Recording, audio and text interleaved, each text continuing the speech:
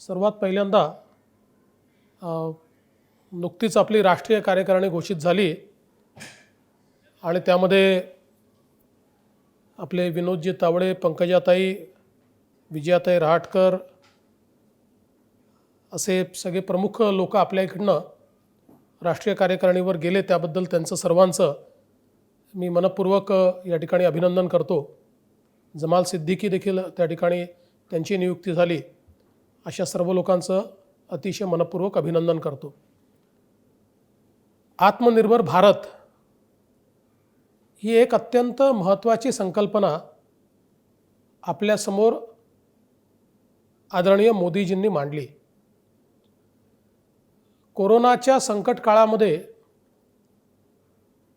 अर्थव्यवस्थेसमोर आणि अर्थातच समाजासमोर प्रचंड मोठी निराशेची अवस्था असताना उद्या नेमकं काय होईल, आम्ही उद्या जगायचं कसं, आमचा रोजगाराचं काय होईल, अशा अनेक बाबी या समाजातल्या प्रत्येक वर्गासमोर उभ्या राहिल्या असताना या देशाचे नेते आदरणीय पंतप्रधान नरेंद्र मोदीजी यांनी केवळ थातूरमातूर नाही तर उद्याचा भारत कसा असेल या संदर्भातली संपूर्ण संकल्पना तयार केली आणि ती संकल्पना आपल्यासमोर आत्मनिर्भर भारताच्या माध्यमातून मांडली आहे. खरं तर एक गोष्ट आपण सगळ्यांनी लक्षात घेतली पाहिजे की येत्या काळामध्ये आपल्याला खूप मोठ्या प्रमाणात जागतिक स्थित्यंतरं पाहायला मिळतील. जगामध्ये खूप मोठ्या प्रमाणात बदल होताना आपल्याला दिसतील. जिओपॉलिटिक्स हे बदलेल, त्यासोबत जागतिक व्यापार देखील बदलेल. आणि आपण विचार केला तर आज कुठलाही देश हा केवळ स्वतःचा विचार करून आत्मनिर्भर होऊ शकत नाही. जागतिक परिस्थिती काय आहे याचा विचारही करावा लागतो. कारण 1992 नंतर आपल्या देशाचे जगातल्या सगळ्या देशांनी वैश्विकीकरण, जागतिकीकरण स्वीकारलं आणि ते स्वीकारल्यानंतर कोणाची अर्थव्यवस्था ही स्वतःच्या भरोशाची राहिली नाही, तर त्या अर्थव्यवस्थेवर इतर देशांच्या अर्थव्यवस्थांचे, इतर देशांच्या नीती नियमांचे एक मोठा प्रभाव देखील त्याच्यावर पडायला लागला आणि त्या माध्यमातून एक वैश्विक अशा प्रकारची अर्थव्यवस्था आणि त्या अर्थव्यवस्थेचे भाग म्हणून गेल्या जवळजवळ 30 वर्षामध्ये 28 वर्षामध्ये भारताला पुढे जाताना आपण बघितलं. या कोरोनाच्या काळामध्ये जे संकट निर्माण झालं, माननीय मोदीजींची सगळ्यात मोठी उपलब्धी काय आहे, त्यांचं सगळ्यात मोठं कसब काय आहे,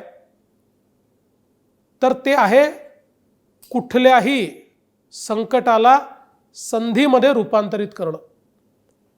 आणि मोदीजींनी ओळखलं की कोरोनाच्या नंतरचं जे जग आहे या जगामध्ये स्थित्यंतर होणार आहेत, अनेक केंद्र बदलणार आहेत. ती व्यापाराची असो, ती राजकीय असो, ती ग्लोबल बॅलन्सची असो, अशा प्रकारची अनेक केंद्र बदलणार आहेत. आणि ही केंद्र बदलत असताना भारताला एक मेजर रोल प्ले करण्याची संधी या ठिकाणी निश्चित मिळणार आहे. आत्ता आपण बघत होतो एक असं जग की जे जग एकीकडे अमेरिकेने डॉमिनेट केलं होतं आणि दुसरीकडे चीनने डॉमिनेट केलं होतं. एक ग्लोबल शक्ती म्हणून, कारण आपण बघितलं की रशियाच्या कोलॅप्स नंतर एक ध्रुवी जग तयार झालं आणि तो ध्रुव म्हणजे केवळ अमेरिका. आणि अमेरिकेच्या भोवती सगळ्या अर्थव्यवस्था फिरायला लागल्या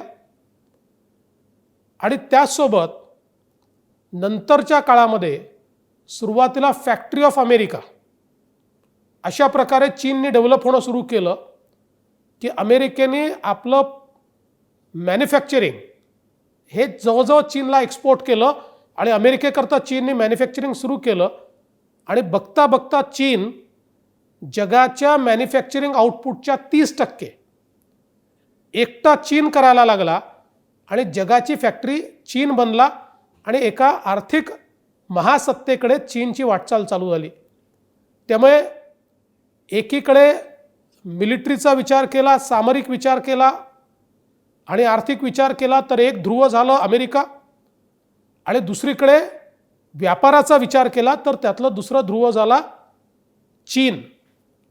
पण या सगळ्या परिस्थितीमध्ये हळूहळू भारताने विकास आपला सुरू केला, आपली वाटचाल सुरू केली आणि गेल्या 4-5 वर्षामध्ये अमेरिकेच्या आणि जगाच्या लक्षात आलं की चीन जो लोकतांत्रिक देश नाही आहे, ज्या ठिकाणी एकाधिकारशाही आहे, कम्युनिझम असलं तरी लोकतंत्र नाही आहे, ते कुठलंही त्या ठिकाणी नियम मानत नाहीत, पेटेंट्स मानत नाहीत किंवा वेगवेगळ्या प्रकारची जी बौद्धिक संपदा असते ती देखील त्यांना मान्य नाही.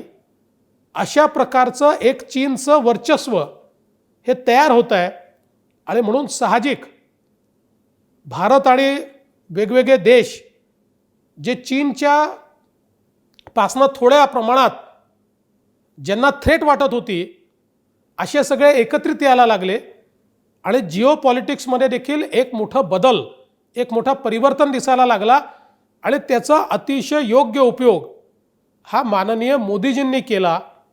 एकाच वेळी अमेरिका, रशिया आणि चीनच्या आजूबाजूचे सर्व देश म्हणजे कोरिया असेल, मंगोलिया असेल, जवळजवळ जे चीनच्या बाजूचे 18 देश आहेत त्या 18 देशांपैकी एक पाकिस्तान सोडला तर सर्व देशांशी भारताने प्रचंड चांगले संबंध हे त्या ठिकाणी तयार केले, एक रिलेशनशिप तयार केली आणि त्यातनं या सगळ्या जिओ पॉलिटिक्समध्ये भारताने एक आपली महत्त्वाची भूमिका वठवणं सुरू केलं.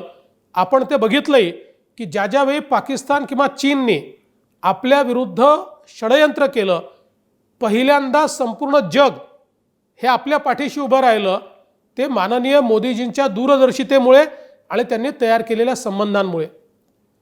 आणि कोरोनाच्या प्रादुर्भावानंतर जगामध्ये एका गोष्टीचं लोकांना अतिशय स्पष्टपणे संकेत मिळाले की कोरोना विषाणू हा नॅचरल आहे की मॅनमेड आहे, या संदर्भातली ज्यावेळी शंका उपस्थित झाली त्यावेळी त्यातलं सत्य काही असो, पण जगाला असं वाटतं की कोरोनाचा विषाणू हा चीनने आपल्या लॅबोरेटरीत तयार केला आणि त्यामुळे संपूर्ण जग हे मोठ्या प्रमाणात अडचणीत आलं आणि म्हणून आधीच चीनवरचा विश्वास जगाचा कमी झाला होता.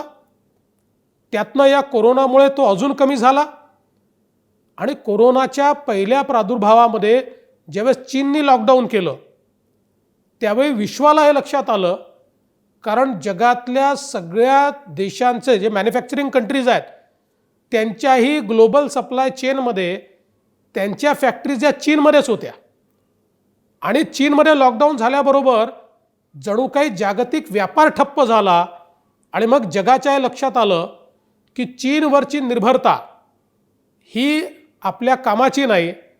चीनवर निर्भर राहिलो तर एक दिवस असा येईल की संपूर्ण व्यापारावर चीनचा कंट्रोल असेल.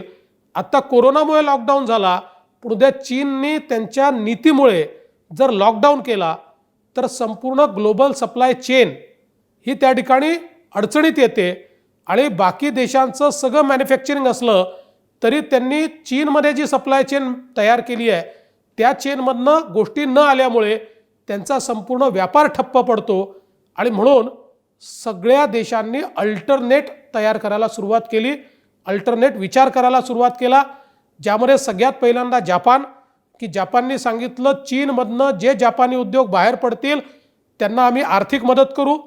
मग अमेरिकेने साधारणपणे तीच भूमिका घेतली आणि मोठ्या प्रमाणात येत्या काळामध्ये पोस्ट कोरोना हा संपूर्ण व्यापार हा आता बाहेर निघण्याच्या तयारीत आहे. अशा या परिस्थितीमध्ये एकीकडे युरोप आहे की जे हेविली इन्फेक्टेड आहे, जिथे एकूण जर आपण त्यांचं मनुष्यबळ बघितलं तर त्यांच्या लोकसंख्येमध्ये जवळजवळ 42 ते 44% लोक हे असे आहेत की जे अवलंबून असलेले लोक आहेत, ज्यांचं वय हे मोठं आहे, अधिक आहे, जे त्या ठिकाणी मॅनपॉवर म्हणून काम करू शकत नाही. आणि म्हणून अशा या सगळ्या परिस्थितीमध्ये एक नॅचरल चॉईस म्हणून काही देश हे पुढच्या काळातले ग्लोबल सप्लाय चेनचे डेस्टिनेशन्स म्हणून तयार होतील, अशा प्रकारची अवस्था तयार झाली. आणि त्या अवस्थेमध्ये गेल्या 5 वर्षामध्ये 2014 ते 2019 फास्टेस्ट ग्रोईंग इकॉनॉमी म्हणून जगामध्ये भारताची अर्थव्यवस्था ही मोदीजींनी एस्टॅब्लिश केली. 11व्या क्रमांकावर असलेली अर्थव्यवस्था ही 5व्या क्रमांकावर आली. आणि त्यातनं एक मोठी संधी पोस्ट कोरोना काळामध्ये भारताला प्राप्त होईल हे लक्षात घेऊन खरं म्हणजे भारतामध्ये प्रचंड मोठी आर्थिक गुंतवणूक झाली पाहिजे, मोठ्या प्रमाणात रोजगार निर्मिती झाली पाहिजे. आणि विशेषतः जो गरिबी रेषेखालचा भारत आहे त्याला संधी मिळून त्याला पुढे जाता आलं पाहिजे. आणि भारताची विकसित देशाकडे वाटचाल करण्याकरता हीच सगळ्यात महत्वाची संधी आहे. अशा प्रकारचं समजून या आत्मनिर्भर भारत पॅकेजची व्यवस्था ही या ठिकाणी माननीय मोदीजींनी तयार केली. मग याच्यामध्ये आत्ताच दादांनी जे सांगितलं, मोठ्या प्रमाणात SMEs, आज आपण जर बघितलं तर ग्लोबल सप्लाय चेन आपण ज्याला म्हणतो, याच्यामध्ये जगामध्ये सर्वाधिक हिस्सा हा SMEsचा आहे. आपले जे लघु सूक्ष्म आणि मध्यम उद्योग आहेत या उद्योगांचा आहे. आणि म्हणून सगळ्यात मोठा रिफॉर्म आत्मनिर्भर भारत अभियानाने या सेक्टरमध्ये केला. कारण देशामध्ये जवळजवळ 37 ते 39% रोजगार हे क्षेत्र तयार करताय. आणि हे क्षेत्र जर व्हायब्रंट केलं तर आपण रोजगार निर्मितीची संख्या ही अजून 20% वाढवू शकतो. हे लक्षामध्ये घेऊन 2 गोष्टी त्या ठिकाणी केल्या. एक तर पहिल्यांदा संपूर्ण या सूक्ष्म मध्यम आणि लघु उद्योगाची व्याख्या बदलली. कारण ग्लोबल सप्लाय चेनचा भाग व्हायचा असेल तर त्याला विस्तारित केलं पाहिजे. आता फारच लिमिटेड अशा प्रकारची ती व्याख्या होती. आणि त्यामुळे अनेक उद्योगांसमोर प्रश्न यायचा की आपण मोठं काम केलं तर व्याख्येच्या बाहेर जातो, व्याख्येच्या बाहेर गेलो तर कुठलाही लाभ मिळत नाही. आणि छोटं काम केलं, व्याख्येत राहिलो, फायदा जरूर मिळतो पण ग्लोबल सप्लाय चेन मध्ये जाता येत नाही. आणि म्हणून ही व्याख्या मोठी केली आणि त्यामध्ये मोठ्या प्रमाणात उद्योगांना समाविष्ट करून त्यांना एक नवीन संधी दिली. आणि ही संधी देत असताना मॅन्युफॅक्चरिंग आणि ज्याला आपण सेवा क्षेत्र म्हणतो, या दोन्हीतले आता उद्योग हे या आत्मनिर्भर भारत पॅकेजच्या अंतर्गत SME मध्ये आणले आणि त्यांना वाढीव भांडवल देण्याचा निर्णय केला. हे 20% वाढीव भांडवल मिळाल्यामुळे लॉकडाऊनच्या काळामध्ये पूर्णपणे अडचणीत आलेले हे उद्योग याकरता त्यातनं बाहेर येत आहेत. कारण हे भांडवल पूर्णपणे केंद्र सरकारच्या गॅरंटीवर मिळत आहे. म्हणजे याच्याकरता कुठलंही ॲडिशनल गॅरंटी नाही, कुठलीही मालमत्ता तारण ठेवण्याची आवश्यकता नाही. आणि म्हणूनच आपण बघितलं की 3 लाख कोटीच्या पॅकेजपैकी जवळजवळ 1.5 लाख कोटी रुपयाचं पॅकेज हे ऑलरेडी डिस्बर्स झालं. म्हणजे असं अपेक्षित होतं की 1 वर्ष डिस्बर्समेंटला लागेल, पण पहिल्या 4 महिन्यात अर्ध पॅकेजचं डिस्बर्समेंट झालं आहे. आणि महाराष्ट्रामध्ये सर्वाधिक यातलं डिस्बर्समेंट जे आहे हे महाराष्ट्रामध्ये झालं आहे. आणि म्हणून सूक्ष्म मध्यम आणि लघु उद्योगाला प्रचंड मोठा फायदा यातनं झाला आणि रोजगार निर्मितीची एक मोठी संधी ही त्याच्यामध्ये माननीय मोदीजींनी उपलब्ध करून दिली. त्याचसोबत या उद्योगातले जे चांगले उद्योग आहेत या उद्योगांना विकसित करण्याकरता आत्तापर्यंत आपण केवळ कर्जाची व्यवस्था द्यायचो, डेट आपण द्यायचो, पण इक्विटीचा विचार कधी केला नव्हता. केंद्र सरकारने भागीदार व्हावं अशा प्रकारची व्यवस्था यापूर्वी कधी नव्हती. पहिल्यांदा आत्मनिर्भर भारत पॅकेजच्या अंतर्गत फंड्स ऑफ फंड तयार केला. आणि हा जो फंड आहे या फंड्स ऑफ फंडमधनं केंद्र सरकार कर्ज देत नाही आहे, केंद्र सरकार भागीदार होते आहे. म्हणजे केंद्र सरकार त्या उद्योगामध्ये पैसे इन्व्हेस्ट करते आहे, ते बिनव्याजी पैसे आहेत, त्याचं व्याज द्यायचं नाही आहे. उद्योगाला जो फायदा होईल त्या फायद्यातनं जेवढे पैसे, समजा केंद्र सरकारचे 10% पैसे लागले आहेत तर उद्योगाच्या प्रॉफिटमधनं 10% प्रॉफिट केंद्र सरकारला मिळेल आणि लॉस झाला तर तो लॉसही केंद्र सरकारला 10% सहन करावा लागेल. अशा प्रकारची पहिल्यांदा भागीदारी उद्योगामध्ये ही केंद्र सरकारने स्वीकारली आणि त्यातनं ग्लोबल सप्लाय चेनचा भाग होऊ शकतील अशा प्रकारच्या उद्योगांमध्ये गुंतवणूक करण्याचा निर्णय हा केंद्र सरकारने घेतला. ही एक अतिशय पाथ ब्रेकिंग अशा प्रकारची व्यवस्था या ठिकाणी तयार झाली. ही व्यवस्था होत असताना आपल्याला जर मोठ्या प्रमाणात जर आपल्याला इन्व्हेस्टमेंट अट्रॅक्ट करायची असेल तर त्याच्यामध्ये कामगार कायद्यांमध्ये सुधारणा करणं अत्यंत आवश्यक होतं. आपल्या देशामध्ये एकूण 29 वेगवेगळे कामगार कायदे होते. या 29 कामगार कायद्यांमधल्या तरतुदी परस्पर विरोधी होत्या आणि मी नेहमी म्हणायचो की आपण खोटं सांगतो की हे कायदे कामगारांच्या हिताकरता आहेत. हे कायदे असे आहेत यात न कामगाराचं हित होतं न त्या ठिकाणी उद्योगाचं हित होतं. केवळ वेळ काढूपणा चालतो आणि शेवटी उद्योग बंद पडतो आणि कामगार बेरोजगार होतो.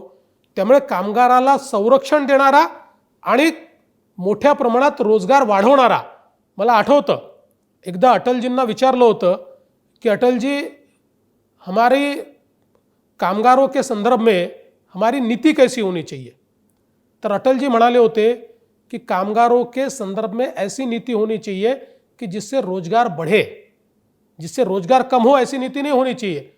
कामगारों को पूरा संरक्षण मिले लेकिन रोजगार निर्मिती जिसमें से हो. आणि आत्ता हे 29 कायदे एकत्रित करून मोदीजींनी 4 कायद्यांमध्ये त्याचं रूपांतर केलं.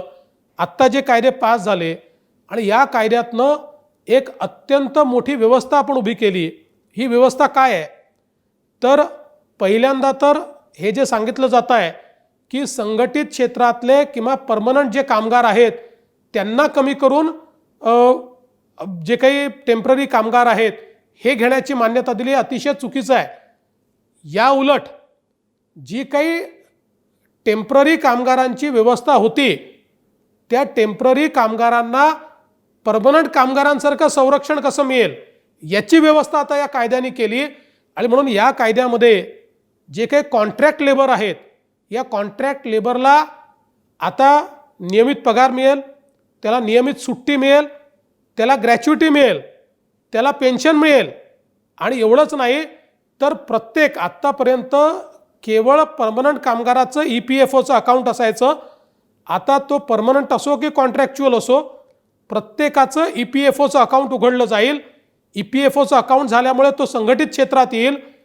आणि आपण जर बघितलं तर संघटित क्षेत्रातले 4 कोटी कामगार आहेत आणि उरलेले 30-32 कोटी हे असंघटित क्षेत्रातले कामगार आहेत. या सगळ्यांना संघटित क्षेत्रातले सगळे लाभ देण्याचं काम या 4 विधेयकांनी केलं. आणि त्याचसोबत जे काही जुन्या अडचणी होत्या की ज्यामुळे आपल्याकडे इन्व्हेस्टमेंट येत नव्हतं, चीनमधनं निघालं तर ते इतर 2-3 देशामध्ये जायचं पण आपल्याकडे यायचं नाही. याचं कारण ते असं म्हणायचे की तुमच्या कामगार कायद्यांमध्ये गतीच नाही आहे. एखादा डिस्प्यूट झाला तर तो डिस्प्यूट सॉल्वच होत नाही, तो वर्षानुवर्ष चालतो आणि त्यामुळे इन्व्हेस्टमेंटही वाया जातं आणि रोजगारही वाया जाते. ही सगळी परिस्थिती बदलण्याचं काम या 4 कायद्यांच्या माध्यमातून केलं. त्यामुळे देशामध्ये मी दाव्याने सांगतो या कायद्यांमुळे मोठ्या प्रमाणात इन्व्हेस्टमेंट येईल, इन्व्हेस्टमेंटमधनं रोजगार तयार होईल आणि रोजगार तयार होत असताना ज्यांना रोजगार मिळेल त्यांना पूर्णपणे संघटित क्षेत्राचं संरक्षण हे 100% या 4 कायद्यांमुळे मिळेल. आत्मनिर्भर भारतमध्ये कामगारांकरता अतिशय महत्त्वाची भूमिका या कायद्यांच्या माध्यमातून मोदीजींनी तयार केली. आणि म्हणून 2 गोष्टी यातल्या महत्त्वाच्या आहेत. एक तर आपल्याला आत्मनिर्भर भारत अभियानाच्या अंतर्गत ज्या MSMEंना मदत झाली आहे त्यांच्याशी संपर्क करायचा आहे. या योजना ज्यांच्यापर्यंत पोहोचल्या त्यांच्याशी संपर्क करायचा आहे. आणि त्याचसोबत येत्या काळामध्ये असंघटित क्षेत्रातल्या सगळ्या लोकांचं, कामगारांचं EPFOचं अकाउंट उघडेल याकरता आपल्याला प्रयत्न करायचा आहे. EPFOचं अकाउंट उघडल्याबरोबर ते संघटित क्षेत्रात येतात. ते संघटित क्षेत्रात आले की सर्व प्रकारचे फायदे, आत्ता आपण बघितलं असेल या लॉकडाऊनच्या काळामध्ये ज्यांचे EPFOचे अकाउंट होते त्यांना त्यांच्या मालकांनी काढून टाकू नये म्हणून 6 महिने त्यांचे पगार 75% पगार हे मोदीजींच्या सरकारने दिले. त्यामुळे त्यांना नोकरीवरनं काढण्यात आलं नाही. त्यामुळे हे देखील सगळे लोक संघटित क्षेत्रात जर आणले, त्यांना EPFOचे अकाउंट जर आपण काढून दिले तर त्यातनं मोठ्या प्रमाणात आपण हे कामगार आणि मजदूर जे आहेत यांना फायदा देऊ शकू. दुसरा विषय शेती क्षेत्राचा आहे. शेती क्षेत्रामध्ये प्रचंड मोठं गुंतवणूक ही आत्मनिर्भर भारत अभियानाच्या माध्यमातून होते आहे. 1,00,000 कोटी रुपयाची गुंतवणूक आत्मनिर्भर पॅकेज हे शेती क्षेत्रात करत आहे आणि शेती क्षेत्रामध्ये मोठ्या प्रमाणातले रिफॉर्म्स हे आत्ता या ठिकाणी या पॅकेजच्या माध्यमातून करण्यात आले आहेत. खरं तर शेती क्षेत्राच्या अडचणी काय आहेत गेले 20 वर्ष मांडलं जात आहे, उपाय काय आहेत मांडले जात आहेत, परंतु जो सत्तेत असतो तो उपाय सांगतो, जो विरोधात असतो ते उपाय कसे चुकीचे आहे सांगतो. विरोधातला सत्तेत आला की मग तो सांगतो तेच उपाय बरोबर आहे, हा सत्तेतला विरोधात गेला असतो तो सांगतो ते उपाय चुकीचे आहे. या भांडणामध्ये 20 वर्षात कोणी हिम्मत केली नाही खरं सांगण्याची आणि खरी उपाययोजना करण्याची. ती हिम्मत माननीय मोदीजींनी या ठिकाणी दाखवली आणि आत्ता जे काही शेतीच्या संदर्भातली बिलं या ठिकाणी पास झाली त्याच्यातनं खूप मोठ्या प्रमाणातलं परिवर्तन हे शेती क्षेत्रात होणार आहे. खरं म्हणजे याला जो विरोध चालला आहे तो इतका बेगडी विरोध आहे. याचं कारण UPAचं सरकार जेव्हा होतं त्यावेळी माननीय तेव्हाचे पंतप्रधान आणि कृषी मंत्री या दोघांनी म्हणजे पवारसाहेब कृषी मंत्री होते, यांनी टास्क फोर्स तयार केला आणि त्या टास्क फोर्सचे जे रिकमेंडेशन्स आहेत ते हेच रिकमेंडेशन आहेत जे या कायद्यांमध्ये आलेले आहेत. त्याच्यानंतर स्वामीनाथन आयोगाने रिकमेंडेशन्स दिले, या कायद्यात जे आलं तेच रिकमेंडेशन स्वामीनाथन आयोगाने दिले. 2017 साली पंजाबचा जो जाहीरनामा होता काँग्रेसचा हेच रिकमेंडेशन त्यात होते. 2019 साली लोकसभेच्या निवडणुकीकरता काँग्रेसने जो जाहीरनामा पब्लिश केला त्या जाहीरनाम्यामध्ये काँग्रेसने याच गोष्टी सांगितलेल्या आहेत. मी परवा माझ्या पत्रकार परिषदेत वाचून दाखवल्या, दादांनी वाचून दाखवल्या, हेच रिकमेंडेशन दिले आहेत. पण ते केल्याबरोबर त्याला विरोध करण्याचं काम चाललेलं आहे. म्हणून हा बेगडी विरोध आहे, हा शेतकरी विरोधी विरोध आहे. आज आपण बघा सगळ्यात महत्त्वाचं बाजार नियमन मुक्त करणं म्हणजे काय केलं आहे. खरं तर महाराष्ट्र पहिलं राज्य होतं की ज्या राज्याने खाजगी बाजार समित्यांना मान्यता दिली. काँग्रेस राष्ट्रवादीच्या काळात बाजार समित्यांना ती मान्यता मिळाली. आज खाजगी बाजार समित्या सुरू झाल्यानंतर एक तरी बाजार समिती बंद झाली का? त्यामुळे हे खोटं सांगितलं जातं की बाजार समित्या बंद करण्याकरता कायदा आला आहे. बिलकुल नाही. आपण फळभाज्या अन्नधान्य हे नियमन मुक्त केलं त्याच्यातनं बाजार समिती बंद झाली का? नाही. पण शेतकऱ्याला ॲडिशनल मार्केट मिळालं. आज मुंबईमध्ये आपण शेतकरी बाजार लावतो, त्या शेतकरी बाजाराच्या माध्यमातून एकटे प्रसाद लाड जे बाजार लावतात त्यातनं मागच्या एका वर्षात शेतकऱ्यांना 88 कोटी रुपयाचा नफा हा त्या ठिकाणी झालेला आहे. आणि म्हणून अतिशय चांगल्या प्रकारे ते आपण चालवतो आहे. आता तीच भूमिका केंद्र सरकारने या कायद्याद्वारे स्वीकारली. हे स्वीकारण्याचं कारण काय आहे तर आजच्या रचनेमध्ये केवळ बाजार समित्यात विक्री आपल्याला करता येते आणि बाजार समितीच्या बाहेर विक्री झाली तर ती विक्री अवैध आहे. बाजार समितीत सेस भरावा लागतो, त्याशिवाय ती विक्री वैध होत नाही. मग आता शेतकऱ्यांना जर उचित दाम द्यायचा असेल तर दोन गोष्टी महत्त्वाच्या आहेत. एक आहे कोल्ड स्टोरेजची चेन आणि दुसरी आहे गोदामांची चेन. कारण जोपर्यंत साठवणुकीची व्यवस्था आणि त्याच्यावर तारणाची व्यवस्था आपण उभी करणार नाही आणि जोपर्यंत कोल्ड स्टोरेजची व्यवस्था आपण उभी करणार नाही तोपर्यंत शेतकऱ्याला त्याच्या मालाचा योग्य दाम मिळू शकत नाही. आताच्या परिस्थितीमध्ये समजा जर कोल्ड स्टोरेजेसमध्ये इन्व्हेस्ट करायचं कोणी ठरवलं, त्यांनी इन्व्हेस्टमेंट केल्यानंतर स्वतःचा पैसा लावून कोल्ड स्टोरेज तयार करायचं, शेतकऱ्यांनी त्याच्यामध्ये माल ठेवायचा, पण तो जर माल विकायचा असेल तर तिथनं विकता येत नाही. एकतर तो बाजार समितीत नेऊन विकावा लागेल, नाही तर तिथे माल विकला तरी बाजार समितीला सेस द्यावा लागेल. आणि हा सेस किती आहे? 4% 8% सेस आहे. म्हणजे 100 रुपयाचा माल विकला, बाजार समितीचा काही संबंध नाही, तरी देखील 8 रुपये हे बाजार समितीला द्यावे लागतील. अशा प्रकारची ही व्यवस्था आहे. मग कोणी कोल्ड स्टोरेज का टाकेल, कोणी गोदाम का टाकेल, डिसेंट्रलाइज व्यवस्था कशी होईल?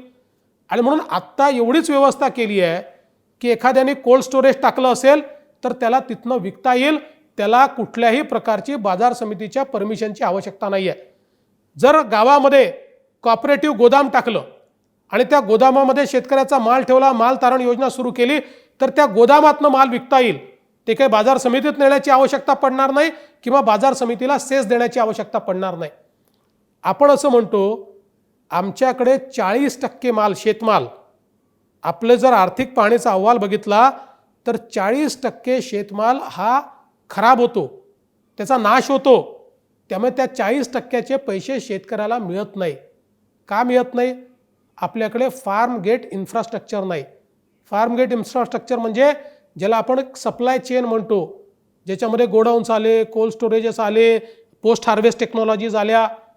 याच्यामध्ये इन्व्हेस्टमेंट जर करायची असेल तर ती इन्व्हेस्टमेंट नियमनमुक्त ठेवली तरच होऊ शकते. आणि म्हणून तोच या ठिकाणी आपण आता विषय केलेला आहे. आणि या माध्यमातून सरकार 1 लाख कोटीचं इन्व्हेस्टमेंट करते आहे, पण खाजगी क्षेत्र जे आहे ते देखील 2 ते 3 लाख कोटीचं इन्व्हेस्टमेंट याच्यामध्ये करेल. आणि पूर्ण ही जी काही सप्लाय चेन शेतकऱ्याकरताय 40%चा नाश हा दूर करून त्याचं रिअलायझेशन शेतकऱ्याला मिळणं आणि बाजारावर शेतकऱ्याचा कंट्रोल येणं. आज बाजारावर शेतकऱ्याचा कंट्रोल नाही आहे. म्हणजे आपण काही अडतियांच्या विरोधात नाही आहोत, पण शेवटी बाजार समितीत गेल्यानंतर भाव कोण ठरवतं? शेतकरी थोडी ठरवतो, तो अडतिया ठरवतो. आता या नवीन व्यवस्थेमध्ये भाव ठरवण्याचे अधिकार हे शेतकऱ्याला मिळालेले आहेत. दुसरी सगळ्यात महत्त्वाची गोष्ट यात काय झाली आहे? यात दुसरी महत्त्वाची गोष्ट अशी झाली आहे की देशाचं सिंगल मार्केट झालं आहे. आत्ता आमच्या शेतकऱ्यांनी समजा पंजाबच्या मंडीमध्ये कांदा विकायचं ठरवलं तर त्या पंजाबच्या मंडीमध्ये तो विकावा लागायचा आणि पंजाबच्या मंडीचा 8%चा सेस आमच्या शेतकऱ्याला द्यावा लागायचा. आता तो देण्याची गरज नाही आहे. तो पंजाबच्या ओपन मार्केटमध्ये जाऊन विकू शकतो, तो हरियाणाच्या कुठल्या बाजारात जाऊन विकू शकतो. कोणाची परमिशन घेण्याची त्याला आवश्यकता नाही आहे.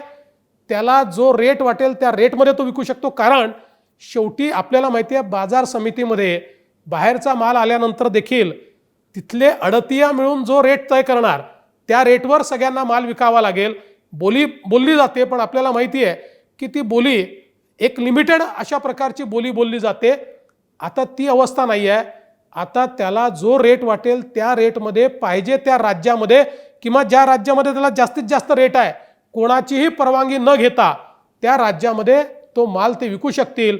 आणि म्हणून हा जो कायदा आहे हा क्रांतिकारी आणि शेतकरी हिताचा कायदा आहे. यातनं दुसरी गोष्ट काय होणार आहे? बाजार समित्या बंद नाही होणार. बाजार समित्यांना आपला व्यवहार सुधारावा लागेल. बाजार समित्याचं इन्फ्रास्ट्रक्चर आहे, त्यांना कोल्ड स्टोरेजेस तयार करावे लागतील, त्यांना एफिशियन्सी वाढवावी लागेल. ती एफिशियन्सी वाढवून आज बाजार समित्या कुठलंही काम न करता जे पैसे घेतात असे पैसे त्यांना घेता येणार नाही. सेवा देऊन पैसा घ्यावा लागेल. त्यामुळे बाजार समित्या देखील सुधारतील आणि शेतकऱ्याला त्याचा थेट फायदा होईल. आणि म्हणून हे क्रांतिकारी विधेयक हे या ठिकाणी तयार केलं आणि या विधेयकासोबत 1 लाख कोटी रुपयाची गुंतवणूक करून येत्या काळामध्ये शेती हा एक व्यवसाय म्हणून करता येईल आणि शेतकऱ्याला मार्केट हातामध्ये देता येईल अशा प्रकारची व्यवस्था यातनं ही उभी केली. यातला दुसरा कायदा काय आहे? तो संविदा शेतीचा कायदा आहे. आता यात तर इतकी मजेची गोष्ट आहे, काँग्रेस याला विरोध करते आहे. संविदा शेतीचा पहिला कायदा 2006 साली महाराष्ट्राने कायदा पारित केला 2006 साली आणि 2006 पासून 14 वर्ष महाराष्ट्रात तो कायदा आहे आणि त्या कायद्याच्या अंमलबजावणी नीट चाललेली आहे. एकही शेतकऱ्याची शेती गेली नाही. कारण हा जो कायदा आहे या कायद्यामध्ये शेतीची संविदा होतच नाही. कॉन्ट्रॅक्ट हा फार्मचा नाही आहे, कॉन्ट्रॅक्ट हा उपजचा आहे. आपण अनेक वर्ष बटाई करतो म्हणजे ज्याला बटीवर शेत देतो त्याला शेत थोडे देतो. त्याला आपण जी आपली उपज आहे, आपण जे काही उगवतो ते त्याला बटाईवर देतो. त्याच्यात तो आपल्याला बटाई देतो आणि तो माल तो विकतो. त्याला एक कॉन्ट्रॅक्च्युअल रूप हे या कायद्याच्या माध्यमातून आपण दिलं, म्हणजे कोणालाही शेतकऱ्यासोबत करार करता येईल. त्या करारामध्ये त्याचं जे काही पीक आहे ते पीक हे तो त्या ठिकाणी कराराने विकत घेण्याचा करार करू शकेल. आता महाराष्ट्रामध्ये 2006 साली हा कायदा झाल्यानंतर त्याची अतिशय उत्तम उदाहरणं नाशिकमध्ये आहेत. नाशिकमध्ये पेप्सी कंपनीने त्यांच्या सॉस करता आणि त्यांच्या चिप्स करता टोमॅटोची व्हॅल्यू चेन तयार केली आणि बटाट्याची व्हॅल्यू चेन तयार केली आहे. यामध्ये शेतकऱ्याला म्हणजे शेतकऱ्याशी करार कसा आहे, शेतकऱ्याला बीज ते देतात, शेतकऱ्याला खत ते देतात आणि त्याचा सगळा माल जे ठरलेली किंमत आहे त्या किमतीवर ते विकत घेतात. त्यामुळे शेतकऱ्याला मार्केट शोधायची आवश्यकता नाही आहे, प्राईस व्होलॅटिलिटीच्या प्रॉब्लेम नाही आहेत आणि सगळ्यात महत्त्वाचं शेतकरी गुंतवणूक करू शकतो. आपल्याकडे 1 एकराचा शेतकरी आहे, 1 हेक्टरचा शेतकरी आहे, 1.5 एकराचा शेतकरी आहे, हा गुंतवणूक करू शकत नाही. कारण शेतीमध्ये जर गुंतवणूक केली नाही तर उत्पादकता वाढत नाही, उत्पादकता वाढवली नाही तर फायदा होत नाही. छोटा शेतकरी ही गुंतवणूक, पण ज्यावेळेस या कंपन्या संविदा करतात त्यावेळेस सगळं तंत्रज्ञान त्या कंपन्या आणतात. मागच्या काळामध्ये वर्ल्ड इकॉनॉमिक फोरमसोबत मी महाराष्ट्रामध्ये याच कायद्याचा उपयोग करून मोठ्या प्रमाणात व्हॅल्यू चेन्स तयार केल्या. त्या व्हॅल्यू चेन्समधनं शेतकऱ्याला मोठा फायदा झाला आहे. आता याच्यात तर केंद्र सरकारने डी रिस्किंग केलं आहे, म्हणजे रिस्क कमी केली आहे. कशी केली आहे तर केंद्र सरकारने सांगितलेलं आहे की जी काही करार होईल या करारात जी किंमत ठरली असेल त्या किमतीपेक्षा किंमत जर बाजारातली पडली तरी शेतकऱ्याला ते पैसे द्यावेच लागतील. किती दिवसात भुगतान करावं लागेल? 3 दिवसात भुगतान करावं लागेल.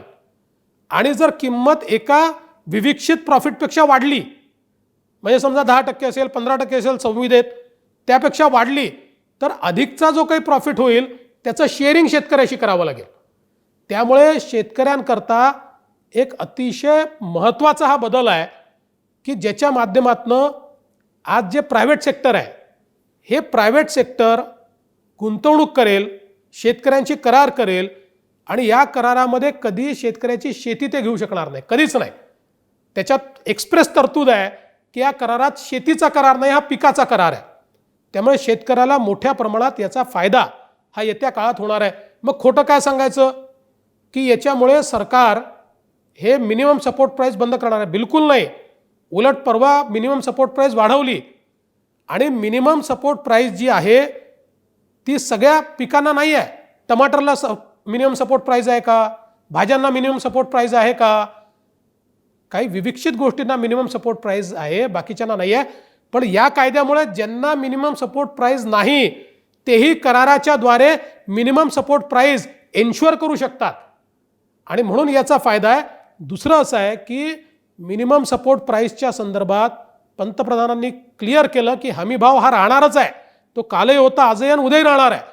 त्यामुळे केवळ खोटं सांगायचं, पण या 2 विधेयकांमुळे आणि या 1,00,000 कोटी रुपयाच्या गुंतवणुकीमुळे इतक्या मोठ्या प्रमाणात येत्या काळामध्ये शेती क्षेत्राचं औद्योगिक क्षेत्रामध्ये परिवर्तन होणार आहे.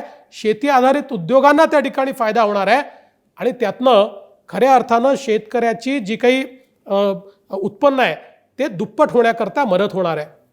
खरं म्हणजे या व्यतिरिक्त अनेक गोष्टी आहेत. मत्स्य शेतकऱ्यांकरता वेगळ्या प्रकारची योजना या ठिकाणी 20,000 कोटीची योजना आणली आहे की ज्याच्यामध्ये मत्स्य संपदा ही जी आहे, मासेमारी करणारे जे शेतकरी आहेत यांच्याकरता complete end to end infrastructure तयार करणं असेल आणि पहिल्यांदा त्याला शेतीचा दर्जा देणं असेल, या दोन्ही गोष्टी त्या ठिकाणी केलेल्या आहेत की ज्यातनं त्यांना देखील मोठ्या प्रमाणात मदत होणार आहे. त्याच्या व्यतिरिक्त वेगवेगळे प्रकारचे जे भाज्यांचे शेतकरी आहेत त्यांच्याकरता टोटलची योजना आणलेली आहे. अगदी आपण बघितलं असेल की बिहारसारख्या राज्यात मखाणा तयार करणारे शेतकरी आहे त्यांच्याकरता योजना आहे. जे कापड उद्योगात आहेत त्यांच्याकरता वेगळी योजना आहे. मी सगळ्या योजनांच्या डिटेलमध्ये जाणार नाही. त्याचं पुस्तक आपण तयार केलेलं आहे जे आपल्यापैकी अनेकांनी वाचलेलं आहे आणि अजून माहिती आपल्यापर्यंत पोहोचणार आहे. मी केवळ ठळक बाबींवर या ठिकाणी बोलतोय कारण आत्मनिर्भर भारतच्या माध्यमातून जे परिवर्तन या ठिकाणी होणार आहे ते परिवर्तन काय आहे हे आपण समजून घेतलं पाहिजे. अगदी आमचा छोटा व्यापारी आहे किंवा छोटा व्यापारी सोडून द्या, रस्त्यावर जो माल विकणारा आहे अगदी आमचा पानटपरीवाला आहे, फुटपाथ दुकानदार आहे, याच्याकरता देखील केंद्र सरकारने योजना आणली आणि त्यालाही 50,000 रुपयापर्यंत त्या ठिकाणी भांडवल मिळण्याची व्यवस्था केली. आणि यापूर्वी अशा योजना यायच्या पण त्या कधी कार्यान्वित व्हायच्या नाही. आज त्या कार्यान्वित झाल्या आणि लाखो फुटपाथ दुकानदारांना त्याचा फायदा मिळाला. आपल्या आत्मनिर्भर भारत योजनेमध्ये आता हा जो सप्ताह आहे त्यात असे कोण छोटे दुकानदार आहेत किंवा फुटपाथवरचे हात ठेलेवाले आहेत की ज्यांना याचा फायदा मिळाला, त्याची यादी आपल्याला जमवायची आहे, त्या लोकांना भेटायचं आहे आणि त्याच्यासोबत मिळाला नसेल तर तो फायदा आपल्याला त्यांना मिळवून द्यायचा आहे, जेणेकरून तो गरीबातला गरीब जो माणूस आहे, या गरीबातल्या गरीब माणसाला याचा मोठा फायदा जो आहे तो या ठिकाणी होणार आहे. खरं म्हणजे अनेक गोष्टी या ठिकाणी आहेत की ज्या सगळ्या गोष्टी जर मी आत्मनिर्भर भारतमधल्या सांगू लागलो तर खूप मोठ्या प्रमाणात आपल्याला त्या ठिकाणी त्याचा प्रॉब्लेम होईल. अगदी आपण जर बघितलं तर वेगवेगळ्या प्रकारचे शिक्षण क्षेत्रातले जे बदल आहेत, म्हणजे आज न्यू एज्युकेशन पॉलिसी आत्मनिर्भर भारतचाच एक भाग आहे की ज्या नवीन एज्युकेशन पॉलिसीने 38 वर्षानंतर एक असं शैक्षणिक अशा प्रकारची पॉलिसी आणली की ज्याचा थेट संबंध हा रोजगाराशी आहे, ज्याचा थेट संबंध व्यक्तीच्या गुणवत्ता वाढीशी आहे. आपल्या देशामध्ये डिग्री होल्डरची संख्या वाढते आहे, पण त्या डिग्री होल्डरला रोजगार मिळतो आहे का तर नाही मिळत, कारण डिग्रीचा आणि रोजगाराचा संबंध नाही आहे. पण ही एक अशी नवीन शैक्षणिक व्यवस्था उभी केली आहे की जी KG to PG प्रत्येक स्टेजला माणसाला संधी देते आहे आणि त्या संधीतनं त्याला रोजगारक्षम बनवते आहे, मानव संसाधन हे विकसित करते आहे आणि त्याला देशाच्या अर्थव्यवस्थेशी जोडण्याचं काम हे या माध्यमातून मोठ्या प्रमाणात या ठिकाणी होत आहे. आणि म्हणून मला असं वाटतं की इतक्या मोठ्या प्रमाणात वेगवेगळ्या प्रकारच्या या ज्या सगळ्या योजना आहेत, एकच गोष्ट मला या निमित्ताने सांगायची आहे की आज काही लोक असं म्हणतात भारताची अर्थव्यवस्था खाली चालली आहे, अर्थव्यवस्थेमध्ये निगेटिव्ह ग्रोथ आहे. खरं म्हणजे आपण जर बघितलं तर लॉकडाऊनच्या काळामध्ये 6 महिने उद्योग बंद, 6 महिने व्यापार बंद, शेवटी अर्थव्यवस्था वाढते म्हणजे काय होतं, GDP ग्रोथ म्हणजे काय आहे, वस्तू आणि सेवांची निर्मिती याची एकत्रित किंमत म्हणजे GDP आहे. वस्तू आणि सेवांची निर्मितीच झाली नाही तर GDP वाढेल कसा. आता मागच्या वर्षी समजा आपण 100 रुपयाच्या वस्तू आणि सेवा तयार केल्या होत्या आणि यावर्षी आपण जर त्यातल्या 75 रुपयाच्याच करू शकलो लॉकडाऊनमुळे, तर 25% आपली अर्थव्यवस्था कमी झाली असा त्याचा अर्थ होतो. त्यामुळे हे जे काही फार मोठ्या प्रमाणात आता अर्थतज्ञ तयार झाले आहेत की भारताची अर्थव्यवस्था खाली चालली खाली चालली खाली चालली, काळजी करण्याची आवश्यकता नाही आहे. हो, खाली जाणारच आहे. याचं कारण आम्ही वस्तू आणि सेवांची निर्मिती 6 महिने बंद ठेवली आहे, पण एकदा ही आता हळूहळू पूर्वपदावर आली आणि कोरोनाच्या संदर्भातली लस सापडली की आत्मनिर्भर भारत पॅकेजमुळे ही अर्थव्यवस्था इतक्या वेगाने धावेल, इतक्या वेगाने रोजगाराची निर्मिती करेल की त्यातनं एका नव्या भारताची निर्मिती आपण करू शकू. आणि म्हणून युवा असो, शेतकरी असो, महिलांच्या संदर्भातल्या अनेक तरतुदी आहेत. आपण बघितलं असेल विशेषतः आपले जे काही बचत गट आहेत यांच्या संदर्भात यांना भांडवल आणि मार्केट हे दोन्ही मिळवून देण्याच्या संदर्भात इतक्या प्रचंड चांगल्या तरतुदी याच्यामध्ये करण्यात आलेल्या आहेत. त्यामुळे महिला असतील, आपले मजूर असतील, शेतमजूर असतील, गरीब असतील, आज आत्मनिर्भर भारतच्या माध्यमातून गरिबांना इतक्या मोठ्या प्रमाणात पैशाची मदत आणि अन्नधान्याची मदत मिळते आहे की कोणी उपाशी राहणार नाही, ही व्यवस्था उभी राहिली आहे. अशा समाजाच्या सगळ्या घटकांना आत्मनिर्भर करत मोदीजींनी एक नवीन व्यवस्था उभी केली आहे. खरं म्हणजे आपण नेहमी देशाची ग्रोथ जी आहे ही देशाचा विकास GDP मध्ये मोजतो आणि GDP किती वाढला याच्या आधारावर आपण मूल्यमापन करतो, पण GDP कोणामुळे वाढला याचं मूल्यमापन आपण करत नाही. आणि म्हणून अनेक वेळा आपल्याला पाहायला मिळतं GDP वाढलाय पण गरीब अजून गरीब होतोय, श्रीमंत अजून श्रीमंत होतोय. त्यामुळे त्या GDP ग्रोथचा फायदा गरीबाला नाही आहे. पण मोदीजींनी अशा नीती या ठिकाणी आणल्या, अशा प्रकारचे वेगवेगळ्या पॉलिसीज या ठिकाणी आणल्या की ज्यातनं या संपूर्ण ग्रोथमध्ये गरिबाचा हिस्सा आहे. म्हणजे आपली जी काही ग्रोथ चाललेली आहे, विकास चालला आहे, गरिबाकरता घरं आपण बांधतो, त्यातनं ग्रोथ होते. गरिबाकरता शौचालय बांधतो, त्यातनं ग्रोथ होते. गरिबाकरता इन्फ्रास्ट्रक्चर तयार करतो, त्यातनं ग्रोथ होते. गरिबाला गॅस देतो, त्यातनं ग्रोथ होते. त्यामुळे गरिबाचं कॉन्ट्रीब्युशन घेऊन आपण या ग्रोथला वाढवण्याचा प्रयत्न करतोय. शेतकऱ्यांचं कॉन्ट्रीब्युशन घेऊन आपण, म्हणजे लॉकडाऊनच्या काळामध्ये केंद्र सरकारने ऐतिहासिक खरेदी केली आहे, शेतमालाची ऐतिहासिक खरेदी. त्याच्यातनं आपली ग्रोथ वाढते, कारण शेतकऱ्याच्या शेतमालाला पैसा दिला की त्यातनं मार्केटमध्ये जो पैसा येतो त्यातनं आपली ग्रोथ वाढते. त्यामुळे पहिल्यांदा मोदीजींनी एक अशी नीती आणली की हो, जीडीपी ग्रोथ तर हवी आहे, पण ही जीडीपी ग्रोथ मुठभर मोठ्या लोकांच्या भरोशावर नाही, तर छोट्यातल्या छोट्या माणसाचं थोडं थोडं कॉन्ट्रीब्युशन घेऊन ही जीडीपी ग्रोथ जर आपण आणली तर त्यातनं आत्मनिर्भर भारत तयार होईल. त्यातनं एक असा भारत तयार होईल की ज्याच्या विकास यात्रेमध्ये छोट्यातल्या छोट्या माणसाचं, गरीबातल्या गरीब माणसाचं कॉन्ट्रीब्युशन असेल. आणि त्याकरता हे आत्मनिर्भर भारत पॅकेज तयार करण्यात आलंय. आपल्या सर्वांना विनंती आहे की याचे डिटेल्स आपण वाचा, कारण आपल्याला माहिती आहे की हे पॅकेज सांगायला निर्मलाजींना 4 दिवस लागले. त्यामुळे 40 मिनिटात त्यातली प्रत्येक गोष्ट मी इथे सांगू शकेल हे शक्य नाही आहे. पण त्याचं पुस्तक आपल्याकडे आहे, ते एकदा जरूर वाचावं, आपण समजून घ्यावं, लोकांना समजवावं. आणि हे जे विरोधी पक्ष आहेत की जे विरोधी पक्ष विरोधाकरता विरोध करतायत, ज्यांना असं वाटतं आपण कामगारांना भडकवू, ज्यांना असं वाटतं आपण शेतकऱ्यांना भडकवू, त्यांना एक गोष्ट समजत नाही. मोदीजींवर इतका विश्वास लोकांचा आहे. लोकांना, विशेषतः देशातल्या गरिबांना, शेतकऱ्यांना, शेतमजुरांना वाटतं मोदीजी आपले आहेत. ते मोदीजी जो निर्णय घेतील तो आमच्या हिताचा घेतील. मोदीजी मुठभरांच्या हिताचा निर्णय घेऊच शकत नाही. ही लोकांच्या मनात ठाम संकल्पना असल्यामुळे चिंता करण्याचं कारण नाहीये. खरं बोला, रोज खरं बोला, दिवस रात्र खरं बोला. जे आहे ते प्रत्येकाला सांगा. मी विश्वासानं सांगतो, आत्मनिर्भर भारत, आत्मनिर्भर महाराष्ट्र हा आपण तयार करू शकू. आणि आपल्या सगळ्यांचं जे स्वप्न आहे, एक विकसित राज्य आणि एक विकसित राष्ट्र, त्याकडे येत्या काळामध्ये आपण मार्गक्रमण करू शकू.